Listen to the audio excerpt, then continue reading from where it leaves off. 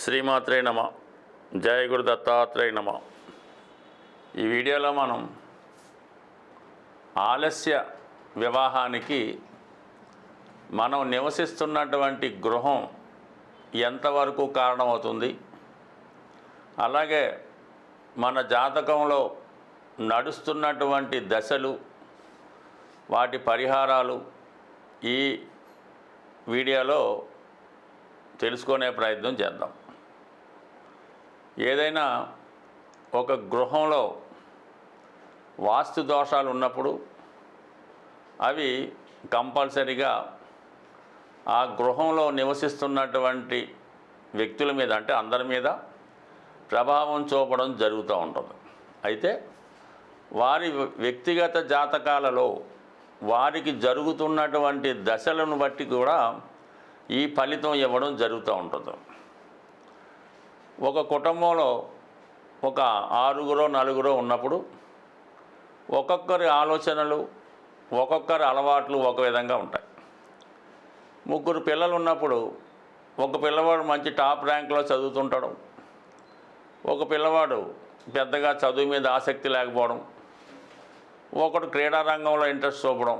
ఈ విధంగా మరి ఒక ఇంట్లో ఉంటే అందరూ ఒకే విధంగా ఉండాలి కదా, మరి ఈ వాస్తు ప్రభావం అందరి మీద ఒకే విధంగా ఉండాలి కదా అన్నప్పుడే మనకి ఈ అసలు పుట్టినప్పుడు ఉన్నటువంటి వారి యొక్క దశలు, గోచారీత్యా జరుగుతున్నవి, ఇవన్నీ కూడా ఆ గృహంలో ఉన్నటువంటి వారి మీద ప్రభావం చూపుతూ ఉంటాయి. ఇప్పుడు మనకి గృహంలో ఆలస్య వివాహానికి ఏ దోషం ప్రధాన కారణం అవుతుంది అని మనం గమనించినప్పుడు, ఆ గృహంలో ఆగ్నేయ భాగం అంటే తూర్పు ఆగ్నేయం దోషం ఉంటే ఆ గృహంలో శుభకార్యాలు ఆలస్యం అవ్వడం జరుగుతూ ఉంటుంది. మరి తూర్పు ఆగ్నేయ దోషం అంటే ఏంటంటే, సాధారణంగా తూర్పు ఆగ్నేయంలో వంటగది ఉండడం అన్నది సాధారణంగా వాస్తుశాస్త్ర నియమం. అలా కాకుండా కొంతమందికి అక్కడ బెడ్రూమ్స్, కొంతమందికి టాయిలెట్స్ ఈ విధంగా ఉండే అవకాశం ఉంది. కొంతమంది ఆగ్నేయంలోనే తూర్పు ఆగ్నేయంలో వాష్ ఏరియా పెట్టుకొని కొద్దిగా దానికి ముందు వెనకాల ఈ వంట పొయ్యి ఏర్పాటు చేసుకోవడం జరుగుతూ ఉంటుంది. కొంతమందికి ఆగ్నేయంలో సెప్టిక్ ట్యాంకులు రావడం జరుగుతుంటుంది. కొంతమంది ఆగ్నేయాన్ని ఎక్స్టెండ్ చేస్తూ టాయిలెట్లు నిర్మించడం జరుగుతూ ఉంటుంది. ఇవన్నీ కూడా ఈ ఆగ్నేయ దోష కారణంగా ఆ కుటుంబంలో ముందుగా ప్రభావం చూపేది ఆ ఇంటి యజమానురాలు, ఎవరైతే ప్రధాన స్త్రీ ఉన్నారో పెద్ద ఆమెకి గైనిక్ సంబంధించినటువంటి ప్రాబ్లమ్స్, తర్వాత ఈ బాడీ పెయిన్స్, మోకాళ్ళ నొప్పులు లాంటివి రావడం జరుగుతూ ఉంటాయి. అలాగే ఈ కారణం వల్ల వారి యొక్క హస్బెండ్కి, యజమానికి చిన్న చిన్న వ్యసనాలు స్టార్ట్ అవ్వడం జరుగుతూ ఉంటుంది. భార్యాభర్తల మధ్య ఫిజికల్ గ్యాప్ పెరుగుతూ ఉంటుంది. ఇది కారణం సింబాలిక్. అయితే ఆ గృహంలో ఆడపిల్లలకి, అంటే మగవాళ్ళకి కూడా ఇప్పుడు వర్తిస్తూ ఉంటుంది. సాధారణంగా 2వ సంతానం మీద ఈ తూర్పాగ్నేయ ప్రభావం చూపడం వల్ల మరి మగపిల్లవాడైతే 2వ సంతానం పెద్దగా సక్సెస్ కాలేకపోవడం, తల్లిదండ్రులను ఎదిరించడం, పెద్దలు చెప్పిన మాట వినకపోవడం, ఈ విధంగా 2వ సంతానం మీద ప్రభావం చూపుతుంటుంది. అలాగే అమ్మాయి అయితే ఫస్ట్ అమ్మాయినా సెకండ్ అమ్మాయినా వివాహ విషయంలో ఏదో విధంగా వచ్చిన సంబంధాలు వెనక్కి వెళ్ళిపోవడం, కొన్ని సందర్భాల్లో అమ్మాయి వివాహానికి అంగీకరించకపోవడం జరుగుతూ ఉంటుంది. లేదు ఏదో కష్టపడి ఏదో విధంగా వివాహం జరిగింది అనుకుందాం, అయినా సరే తరచుగా అత్తవారింట్లో కాకుండా పుట్టింట్లోనే స్టే అవ్వడం జరుగుతూ ఉంటుంది. ప్రతి విషయానికి కూడా ఆ ఇంటి మీద పెద్దరికం వహించాలనే ఆలోచన కూడా ఆ అమ్మాయికి రావడం జరుగుతుంటుంది. అంటే సాధారణంగా పుట్టింటి వదిలి వెళ్ళలేరు, ఇక్కడే ఉంటారు పెళ్ళైనా కూడా. ఈ విధంగా ప్రభావం చూపుతూ ఉంటుంది. ఆగ్నేయ దోషం వల్ల వివాహాలు ఆలస్యం అవుతాయి. ఆ వివాహం ఆలస్యమైన పుట్టింట్లోనే ఉంటారు. మళ్ళా ఇదే అమ్మాయికి గైనిక్ ప్రాబ్లమ్స్ వల్ల సంతానం ఆలస్యం అవుతూ ఉంటుంది. భర్త గురించి పెద్దగా పట్టించుకుపోవడం జరుగుతూ ఉంటుంది. ఇదే మళ్ళీ ప్రాబ్లం ఆగ్నేయ ప్రాబ్లం ఉంటూ ఈశాన్యం అంటే మనకి ఉత్తర ఈశాన్యం, ఉత్తర వాయువ్యం, వీటిలో ప్రాబ్లం ఉండడం వల్ల లవ్ ఎఫేర్స్ లాంటివి జరిగే అవకాశం ఉన్నది. ఉత్తర వాయువు వల్ల లవ్ ఎఫేర్స్ జరిగే అవకాశం ఉంది. కొంతమంది ఇంట్లో చెప్పకుండా ఇష్టమైన వారితో వెళ్ళిపోయి వివాహం చేసుకొని చాలా కాలం ఇంటి వారితో కమ్యూనికేషన్స్ లేకుండా జీవితం వెళ్ళిపోతూ ఉంటారు. అదే ఈశాన్యం దోషం ఉంటే ఎక్కువగా కులాంతర వివాహాలు, మతాంతర వివాహాలు, ఏజ్ డిఫరెన్స్ ఉన్నవి, అంటే సాంప్రదాయానికి విరుద్ధంగా ఉన్నాయి. ఈ విధంగా ఈశాన్య దోషం, ఆగ్నేయ దోషం ఉంటే ఈ విధంగా వివాహం చేసుకుంటారు.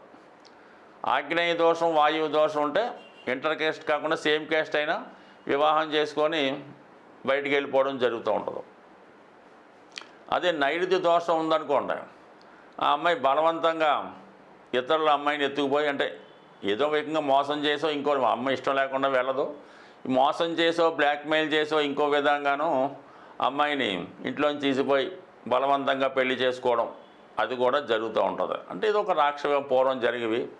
ఏదైనా గృహంలో ఉన్నటువంటి ఈ ప్రధాన దోషాల వల్ల, ఆ గృహంలో వాస్తు దోషాల వల్ల వివాహం ఆలస్యం అవుతూ ఉంటుంది. అదే మళ్ళీ దక్షిణాగ్నేయం అనుకోండి, దక్షిణాగ్నేయం చాలా బ్రహ్మాండంగా ఉండి మన ప్రధాన గృహానికి దక్షిణాగ్నేయం మెయిన్ ఎంట్రన్స్ ఉన్నప్పుడు 100% అందులో ప్రతిరోజు ఏదో, ప్రతి వారం, ప్రతి నెల ఏదో సందడిగా ఉంటుంది. ఎక్కువగా శుభకార్యాలు జరుగుతూ ఉంటాయన్నమాట. అందుకని ఎవరైనా ఈ విధంగా దక్షిణ ఫేస్ కలిగి ఉన్నవారు దక్షిణ ఆగ్నేయంలో ప్రధాన గుమ్మం కలిగి ఉండి వాళ్ళు దాంట్లో రాకపోకలు చేస్తూ ఉంటే అందులో ఉన్న వాళ్ళకి తొందరగా సక్సెస్ రావడం జరుగుతూ ఉంటుంది. అలాగే మనం ఇందాక ఉత్తర వాయువు అన్నది ప్రేమ వివాహాలకు కారణం అనుకున్నాం. అదే పడమర వాయువులో ప్రధాన ద్వారం ఉండి ఎటువంటి దోషాలు ఉండకుండా ఉంటే ఆ గృహంలో సంతానానికి విదేశ అవకాశాలు, సినిమా పరిశ్రమల అవకాశాలు రావడం అన్నది చాలా రేరుగా కాదు, చాలా ఖచ్చితంగా జరగడం జరుగుతూ ఉంటుంది. కేవలం ఈ ప్రధాన గృహం కాకుండా మీకు ఉన్నటువంటి పూర్వీకుల ద్వారా వచ్చిన ఆస్తి కానీ, మీ తండ్రి గారు ఉన్నటువంటి గృహం కానీ, ఇవన్నీ కూడా మీ మీద వాస్తు ప్రభావం చూపుతాయి. అయితే ఈ వాస్తు ప్రభావం ఎప్పుడు మన మీద చూపుతుందంటే మన యొక్క జన్మజాతకంలో దశలను బట్టి ఆధారపడి ఉంటుంది. ఏదైనా శుక్రమహాదశ జరుగుతున్నప్పుడు వివాహం ఆలస్యమైందంటే కంపల్సరిగా తూర్పాగ్నేయ దోషం ఉంటుంది. చంద్రమహాదశ జరుగుతున్నప్పుడు పనులు జరగడం లేదంటే ఉత్తర వాయువ్యం దోషం ఉంటుంది. కుజదశ జరుగుతున్నప్పుడు అనుకూలంగా లేదు, అప్పులు అవుతున్నాయంటే దక్షిణ దోషం, దక్షిణ ఆగ్నేయం దోషం ఉండొచ్చు, దక్షిణ భాగం దోషం ఉండొచ్చు. తరచూ ఇంట్లో ప్రమాదాలు జరుగుతున్నాయి, యాక్సిడెంట్లు అవుతున్నాయి, కోర్టు సమస్యలు, పోలీస్ కేసులు అవుతున్నాయంటే నైరుతి భాగంలో దోషం ఉంటుంది. అంటే పడమర నైరుతైనా దక్షిణ నైరుతైనా దోషం ఉంటే, అంటే వీధి పోట్లు ఉన్నా, నుయ్యులున్నా, ఏదైనా గోతులు లాంటివి ఉన్నా కంపల్సరీగా ఎక్కువ ఇలాంటి ప్రమాదాలు, యాక్సిడెంట్లు, ఈ దుర్ఘటనలు లాంటివి జరుగుతూ ఉంటాయన్నమాట. అప్పుడు మనకు వాస్తురీత్యా మనకి మన జాతకం పరిశీలించినప్పుడు ఆ యజమానికో ఆ ఇంట్లో ఉన్న వాళ్ళకో రాహు మహాదశ జరుగుతూ ఉంటుంది. ఈ రాహు మహాదశలో కుజుడి యొక్క అంతర్దశ జరిగినప్పుడు కంపల్సరీగా గృహంలో ప్రమాదాలు రావడం జరుగుతూ ఉంటుంది. అలాగే శని మహాదశలో శుక్రుడి యొక్క అంతర్దశ కానీ, శుక్ర మహాదశలో శని యొక్క అంతర్దశ జరిగినప్పుడు ఆ కుటుంబంలో పరిస్థితి, ఆర్థిక పరిస్థితి చాలా వరకు జీరోకి రావడం జరుగుతుంటుంది.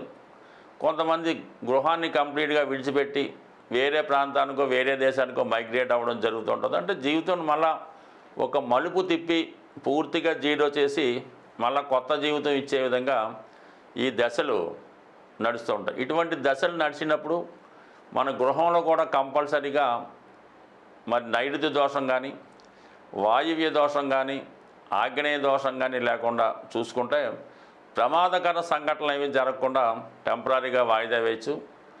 అలాగే ఈశాన్య భాగాన్ని సరి చేసుకుంటూ ఈశాన్యం చాలా పరిశుభ్రంగా ఉంచుకొని ప్రతినిత్యం అక్కడ పూజా కార్యక్రమాలు చేయడం వల్ల కంపల్సరీగా ఏ సమస్య అయినా కొన్ని రోజుల పాటు వాయిదా పడి ఆ గృహంలో అందరికీ ప్రశాంతమైనటువంటి జీవితాన్ని ఇవ్వడానికి కూడా కారణమవుతూ ఉంటుంది. ఈ విధంగా వాస్తు దోషాలు ఉన్నప్పుడు సరి చేసుకుంటే ఆ ఇంట్లో ఉన్నటువంటి సంతానానికి అమ్మాయిలకి కానీ అబ్బాయిలకి కానీ తొందరగా వివాహం జరుగుతుంది.